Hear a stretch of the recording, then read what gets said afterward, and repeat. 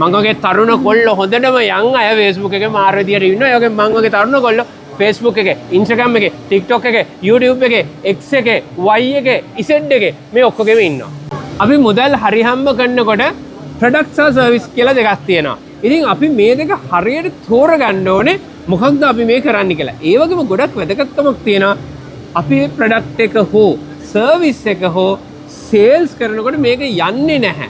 මොකක් හරි අඩුවකුත් තියෙනවා. ඒ කියන්නේ තව මේකත් එක්ක දැනගත යුතු දෙයක් තියෙනවා. මේ ගැන කතා කරන්න මාත් එක්ක ඉන්නවා Softnet head of marketing යසිරු. hi යසිරු. ඉතින් මොකක්ද මේ දැනගන්න තියෙන දේ sales යන්නේ නැත්තම් මොකක්ද හේතුව? ඇත්ත වශයෙන්ම ගත්තොත් එහෙම ගොඩක් අය වරද්ද ගන්න දෙයක් තමයි මේ sales and marketing කියන්නේ තනි දෙයක් කියලා. ඉතින් මේක දෙකක්. ඉතින් sales and marketing කියන එක වෙනස ඔයගොල්ලෝ අනිවාර්යයෙන්ම දැනගන්න ඕනේ. marketing කියන්නේ ඔයගොල්ලෝ product එකක් හරි service එකක් හරි ඔයගොල්ලෝ විකිණීමට පාවිච්චි කරන ක්‍රමවේදයට තමයි marketing කියලා කියන්නේ.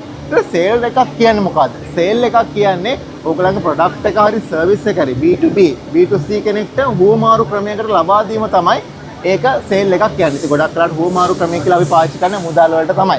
ඉතින් මේ දෙක වෙනස අනිවාර්යම දැනගත යුතුමයි.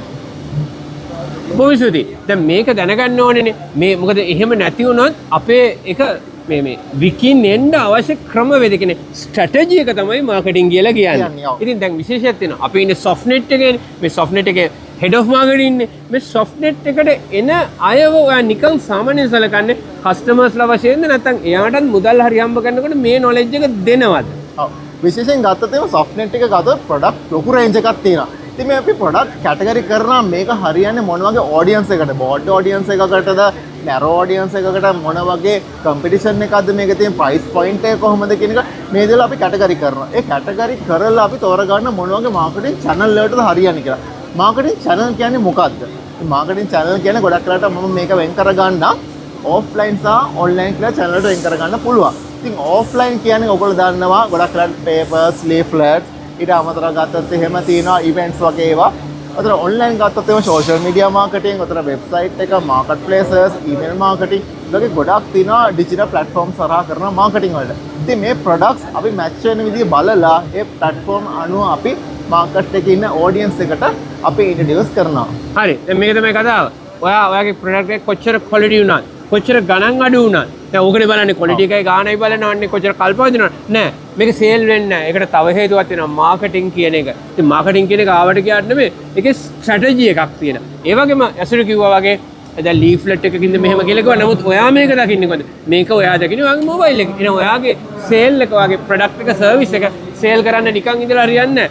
ඔයා මේක දකින්න ප්ලැට්ෆෝම් එකට ගෙනියන්න මාකටිං කියන ස්ට්‍රැටජි එක දැනගන්න ඕනේ.